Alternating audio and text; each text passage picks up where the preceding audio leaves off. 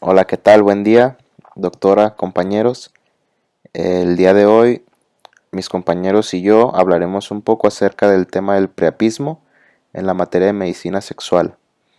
Nosotros somos el equipo número 2 de esta materia y está conformado por mis compañeros Edwin Cuevas Cuevas, Sara Alejandra Dávila Aguilar y un servidor, Aldo Sinue Cruz González. Sin más preámbulo, vamos iniciando el tema. Bueno, comenzando con la definición de nuestro tema, tenemos que el priapismo se define como una entidad en la cual se presenta una erección peneana sostenida que no va a estar relacionada con el estímulo sexual. ¿Ok? ¿De dónde proviene esta palabra? Bueno, esta palabra y este término tiene un principio histórico desde la mitología griega de un sujeto llamado Priapo. Fue considerado un dios de la mitología griega. Él fue hijo de Dioniso y Afrodita, que también fue considerado como un símbolo de la fecundidad. Bueno, debido a que se menciona nació con un miembro viril enorme y desmesurado. De ahí el término priapismo. En la bibliografía encontramos una controversia de acuerdo a la duración y al tiempo de la erección para ser considerada como tal. Bueno, en resumen, tenemos que una erección peniana con una duración igual o superior a 4 horas, obviamente como lo mencionamos en la definición, en ausencia del estímulo sexual o después de que éste haya terminado, va a ser considerada como priapismo.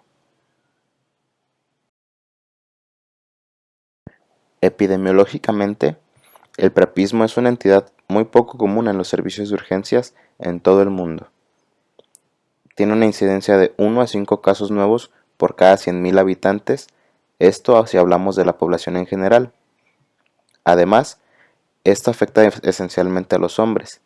Sin embargo, hay casos reportados en mujeres de una variante clitórica. Bueno, esto relacionado principalmente a neoplasias malignas y el uso de fármacos principalmente antidepresivos. El promedio de edad de los pacientes al momento de la presentación era de 20 años con un rango de edad entre 2.5 y 38 años. Además, se señala que los episodios de priapismo en pacientes jóvenes se relacionan generalmente a patologías como lo es la anemia falciforme y otras enfermedades hematológicas, mientras que en los pacientes mayores la causa número 1 tiende a ser un efecto secundario de distintos fármacos. Más adelante lo vamos a presentar. A continuación, les hablaré sobre la fisiología y la erección del pene con el objetivo de entender de manera más precisa la fisiopatología y clasificación de esta entidad.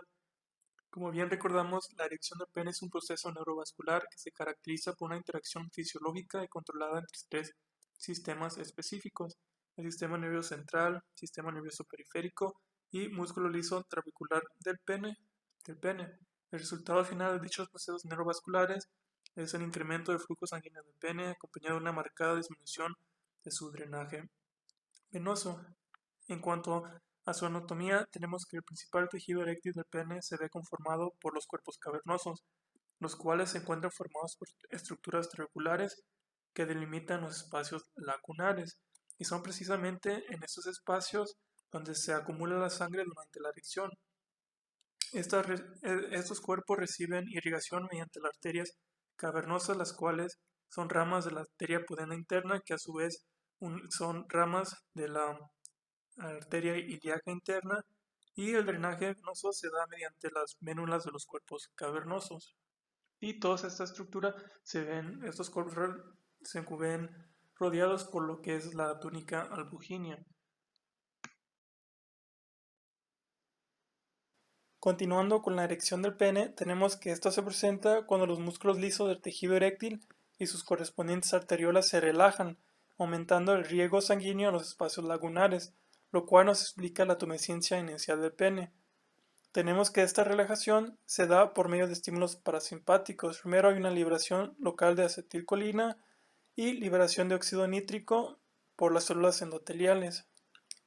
El óxido nítrico entra en contacto con las células del músculo liso, activa la enzima guanilato ciclasa e incrementa la formación de GMP cíclico. lo cual provoca la salida de calcio desde la célula al espacio extracelular.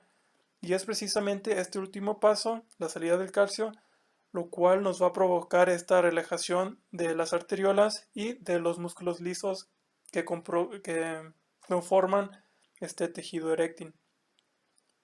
También tenemos que esta tumescencia se ve sostenida debido al efecto venoclusivo, el cual se produce por medio del aumento del tamaño de los espacios lacunares.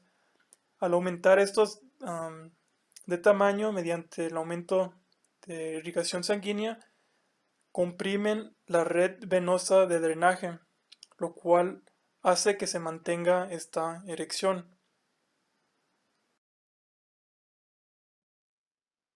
En cuanto a su clasificación, tenemos que el priapismo se puede clasificar según su etiología o su mecanismo fisiopatológico. En cuanto a su etiología, tenemos que esto se puede clasificar en primario, secundario e idiopático. Primario, cuando se desconoce una patología adyacente que nos explique esta normalidad de la erección. Secundario, cuando se conoce una patología adyacente, como lo puede ser una anemia de células falciformes, e idiopáticas cuando se desconoce una etiología. En cuanto a su clasificación por su mecanismo fisiopatológico, tenemos que esta se clasifica en dos, una en bajo flujo y otra en alto flujo. La de bajo flujo también se conoce como priapismo isquémico o veno-oclusivo. Es la variante más común y peligrosa y representa una emergencia urológica.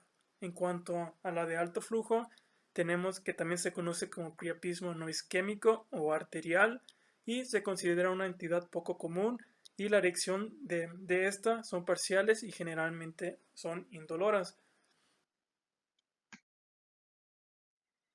En cuanto a su fisiopatología, tenemos que esto se puede explicar básicamente mediante dos mecanismos, un exceso de flujo arterial o una dificultad en su drenaje. Empezando con la fisiopatología del priapismo isquémico o venoclusivo, tenemos que esto se produce por una dificultad de drenaje de los cuerpos cavernosos, ya sea una obstrucción intra o extraluminal completa o incompleta. La obstrucción compromete el flujo sanguíneo generando isquemia de los cuerpos cavernosos, pudiéndonos llevar a la fibrosis y daño permanente de la función eréctil. Se caracteriza por una relajación anormal del músculo liso, acidosis e hipercapnia. La relajación anormal provoca un estancamiento de sangre aumentando la presión, lo cual dificulta la llegada de sangre a los cuerpos cavernosos. Si esto no se corrige, tenemos que la evolución nos lleva a la necrosis de las células del músculo liso, las cuales son reemplazadas por fibroblastos. Al carecer estas de distensibilidad, nos puede llevar o puede causar un daño permanente de la erección. Continuando con la no isquémica, tenemos que es el resultado de un flujo arterial continuo y excesivo hacia los espacios lacunares de los cuerpos cavernosos. Casi siempre es resultado de una fístula arteriolacunar, secundaria a una laceración violenta de la arteria cavernosa, casi siempre resultado de un mecanismo traumático. Esta se caracteriza por no generar éstasis, ni hipercapnia o acidosis local. Al aumentar la concentración de oxígeno o la presión parcial de oxígeno, también aumenta la liberación de óxido nítrico, lo cual contribuye a la relajación del músculo liso, aumentando así la llegada de sangre a estos espacios. De acuerdo, compañeros y doctora, una vez que nos ha quedado clara la fisiología normal de la erección, así como los mecanismos fisiopatológicos del priapismo y su clasificación como tal, vamos a adentrarnos un poquito en los agentes etiológicos o la etiología de esta patología. En general tenemos dos orígenes del priapismo, etiológicamente hablando, un origen venoso o un origen veno-oclusivo y un origen arterial propiamente dicho.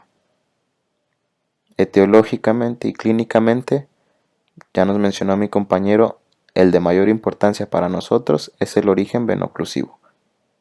Tenemos cuatro causas principales: inyección de sustancias vasoactivas, el abuso o efectos secundarios de algunos fármacos intoxicaciones o abuso de sustancias y por último causas hematológicas, tomando así el primer puesto por mayor frecuencia y por mucho la inyección de sustancias vasoactivas.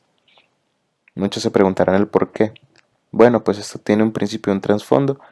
Menciona la bibliografía que paciente masculino que en su momento o en algún momento cursaron con un episodio de disfunción o impotencia, estos fármacos son principalmente los que se inoculaban en la actualidad ya con menor frecuencia, pero que se inoculan en los cuerpos cavernosos para el tratamiento de la disfunción eréctil.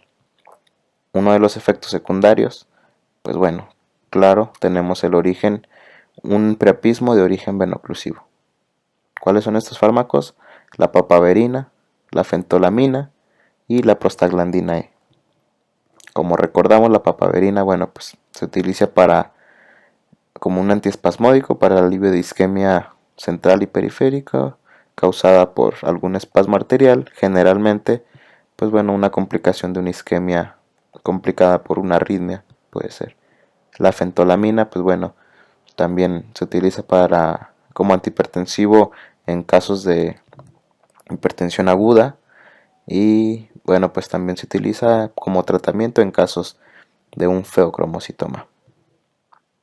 También por último la prostaglandina E, pues bueno, eso como sabemos es utilizado como un madurador del cuello uterino, ¿no? Para la maduración cervical. De ahí nos vamos al segundo rubro, que puede ser el abuso de sustancias o efectos secundarios de algunos fármacos, los cuales son la hidrialacina, algunos neurolépticos y los anticoagulantes.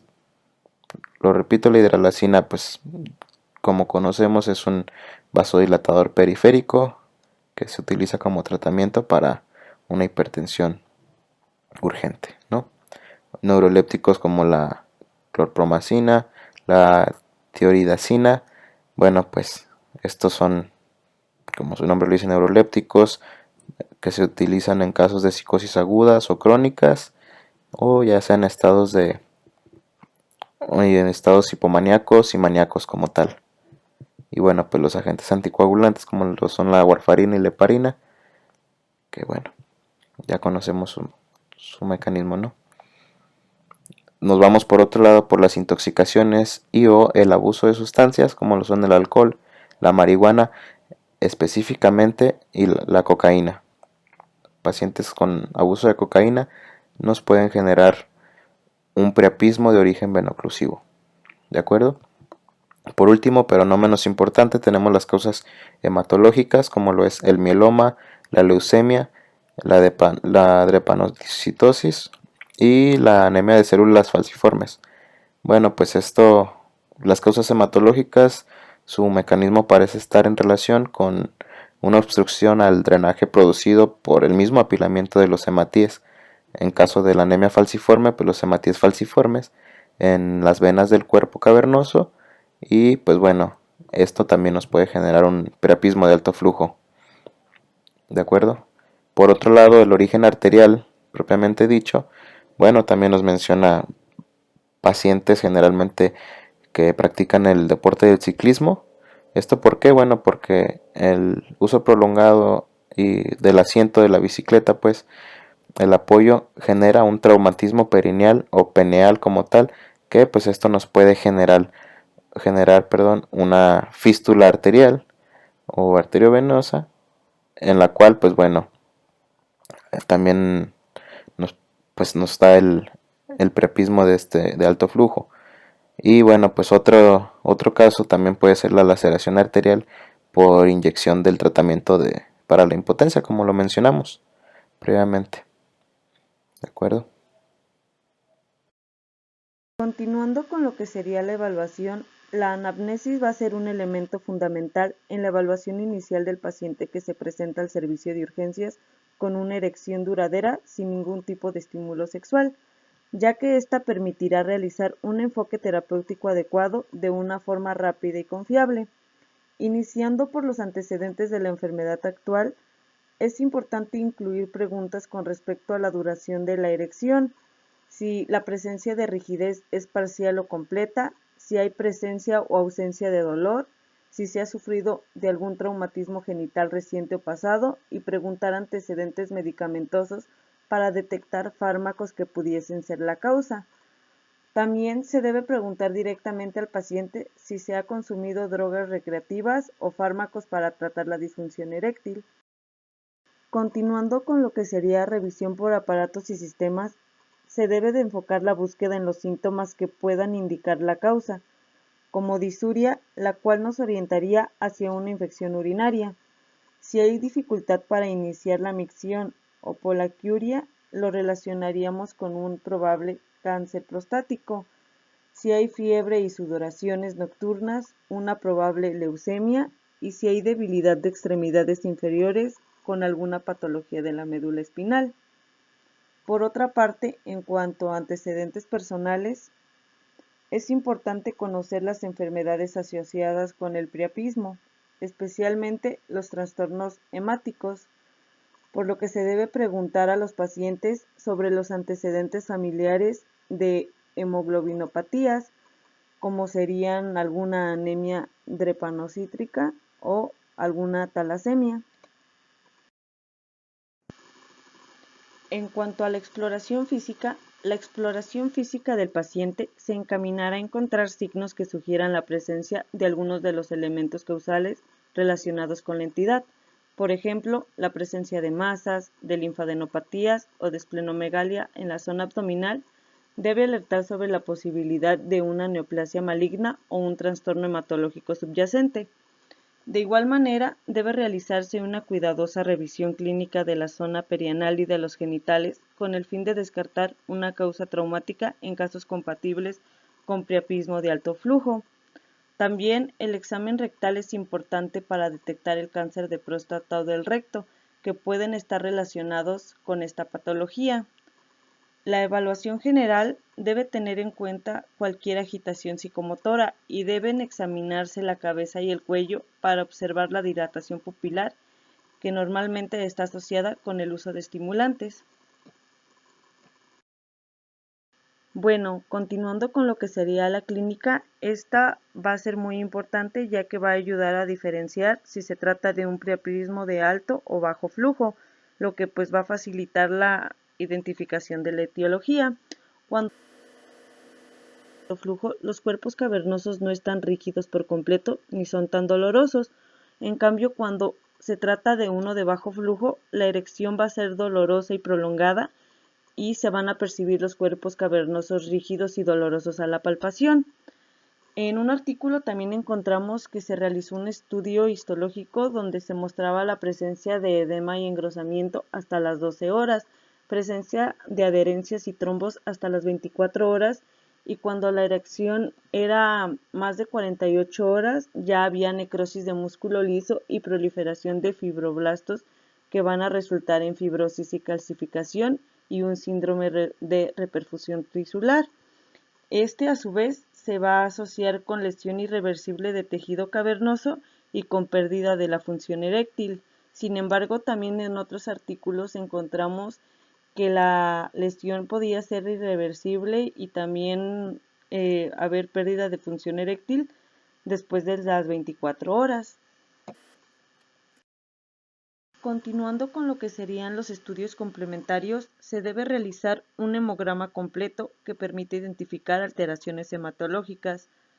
De igual manera, es importante la evaluación directa de la sangre aspirada del pene. En el priapismo isquémico, la sangre es hipóxica y oscura, por el contrario, en el no isquémico está oxigenada y es rojo brillante. De igual manera, también se deben de pedir análisis de orina y urocultivo y pruebas toxicológicas en pacientes en quienes se sospeche de ingesta de medicamentos psicoactivos, antidepresivos o drogas recreativas. También es importante la detección de gases en la sangre arterial intracavernosa. Cuando la presión de oxígeno sea menor de 30 milímetros de mercurio, esta va a estar asociada a una presión de oxígeno de carbono mayor de 60 milímetros de mercurio y un pH menor o igual a 7.25, lo que va a resultar con un diagnóstico de un priapismo isquémico, por lo que es importante la realización de este. También es importante la ecografía dúplex, ya que se mostrará poco o ningún flujo de sangre intracavernosa cuando se trata de un priapismo isquémico y un flujo normal o elevado en el caso de un priapismo no isquémico. En cuanto al tratamiento, este va a depender de qué tipo de priapismo se presente, si es un venoclusivo o un arterial. Si se trata de un venoclusivo, la evaluación de la sangre y la irrigación de los cuerpos cavernosos junto con la inyección intracavernosa de un simpático mimético alfa-adrenérgico podría ser el tratamiento de elección. En este se mencionaba que se usaban agentes adrenérgicos como la epinefrina, la norepinefrina y la efedrina. Sin embargo, también se mencionaba en el artículo que en casos prolongados de más de 48 o 72 horas tenían pocas posibilidades de revertir con el tratamiento intracavernoso, por lo que se deberían instaurar ya derivaciones quirúrgicas con rapidez. En cambio, si se trata de un priapismo arterial, suelen ser más eficaces el tratamiento conservador, por ejemplo, el uso de compresas de hielo y analgésicos, y de no ser así, también están indicadas la embolización selectiva o la cirugía.